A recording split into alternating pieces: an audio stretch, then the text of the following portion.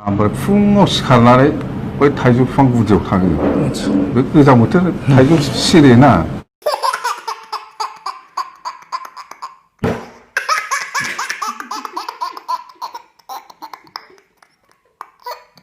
बेफोरखौ एकदम जाय फार्स्ट सिखारनानै थांनो नागिरनानै जाहैनो हायो मोनो बेबादिखौ फुङाव थांनांगौल'। दाथ' गैला बेबादि।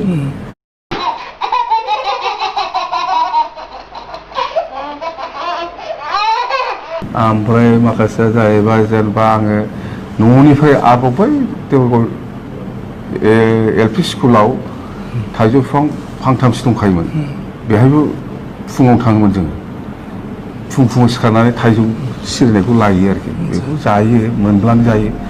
दा बेफोर ओमफ्राय गेलेनायनि बोथोराव मार्बलखौ गेलेयो आरो बै फैसानि बे आगोलनि फैसा खुस्रा बेखौ लानानै गेलेयामोन होनबा जेनेबा आथोनानै सारेनानै बेखौ गेलेयोमोन।